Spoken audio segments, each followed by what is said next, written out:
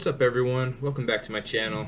Today I just want to talk a little bit about the CDC and how they reversed their guidelines stating that the coronavirus is an airborne virus. So jumping right into it. All right, looking here at the HuffPost, this shitty journalistic propaganda channel.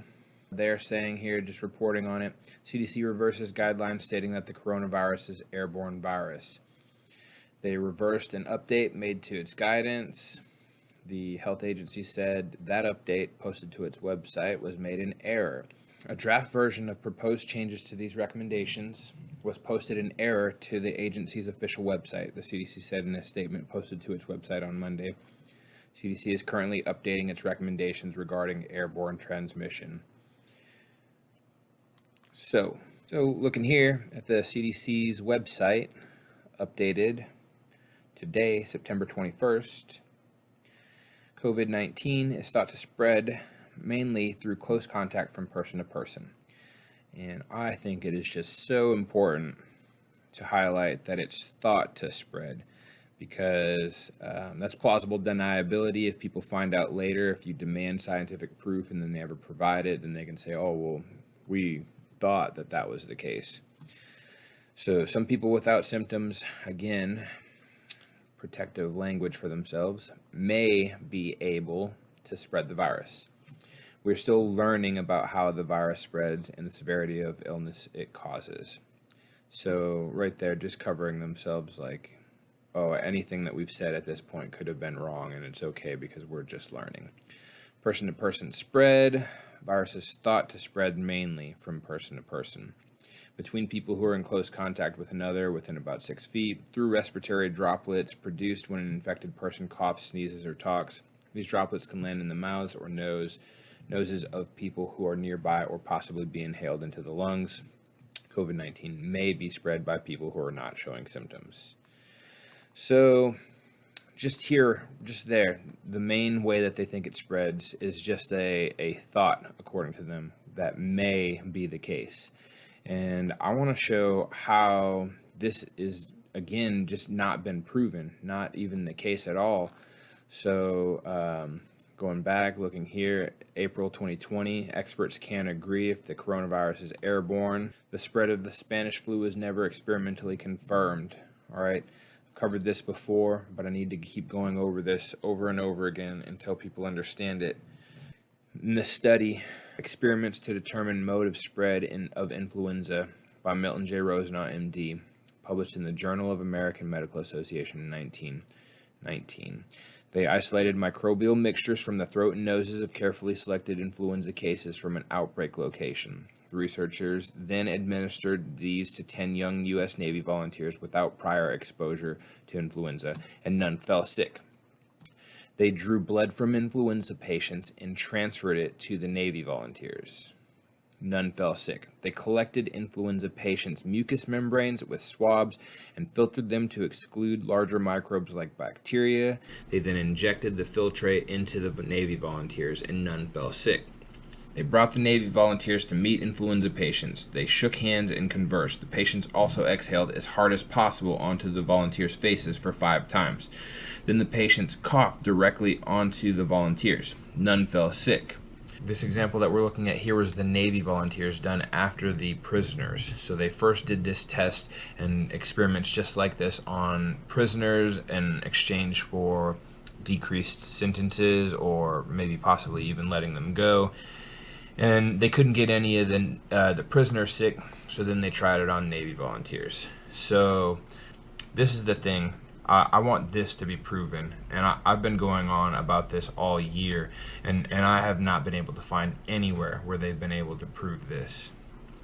Like, this could easily be done again, where you show somebody is supposed to be sick with COVID, and then you get them to do this test, and you do a large sampling of people and find out how many people you can pass it through with and do a controlled study.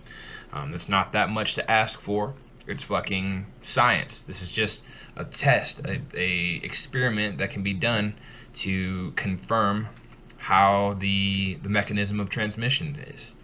So still hasn't been done yet, and now we see that the CDC is changing their guidelines on airborne transmission. Okay, looking here now, studies question transmission of 1918 Spanish flu, posted September 8th, 2020, written by Green Med Info Research Group.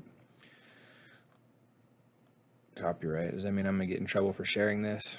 I don't give a shit. I'm going to share it anyways. Okay. Scientists failed to infect other humans with 1918 Spanish flu. Infecting humans with the flu virus for the sake of medical research is no longer deemed ethical, but this wasn't the case during the 1918 to 1919 pandemic, when Dr. Milton Rosenau, an infectious disease expert, conducted human experiments on U.S. Navy sailors in cooperation with the Public Health Service and the U.S. Navy. All right, so talking about whether or not it's ethical, if you've got volunteers, then there's no violation of ethics there. If you're doing this to people without their consent or without their knowledge, highly unethical. But if you get somebody who wants to, for the sake of science, expose themselves or be a test subject to see if you could even possibly expose them, there's nothing unethical about it if it's a voluntary test. And that was the case here. Volunteers from the U.S. Naval Training Station in Deer Island, Boston, who appeared to be in excellent physical condition, took part in the study, which consisted of the scientists attempting to infect the healthy volunteers with the flu. To do this, they collected various secretions from people sick with the flu, nasal secretions, mucus from their throats, and even direct coughing in the face, and exposed the volunteers. The donors were said to be early in the disease, within the first, second, or third day, to ensure they would still be contagious. The infectious substances were then sprayed into the volunteers' nostrils, throat, and eyes, and then the researchers waited 10 days for them to become ill, but none of them took sick in any way.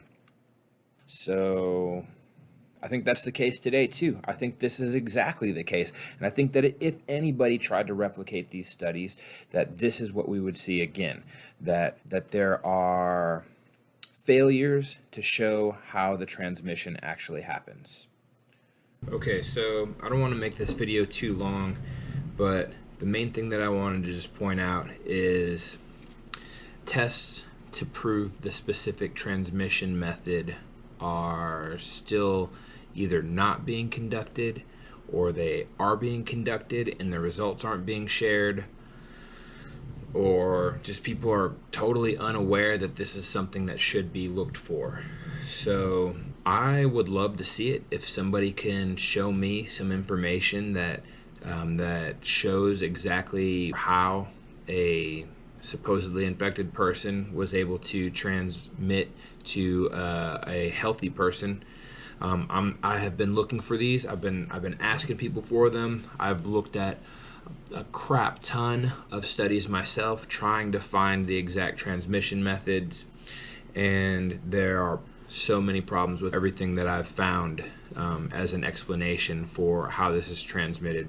And I've seen a whole lot of that language that makes it obscure and like, well, we think that this is how it's done, and it may be done like this. So if you can show me otherwise, please do. Otherwise, something else is causing these symptoms, right? What do you think?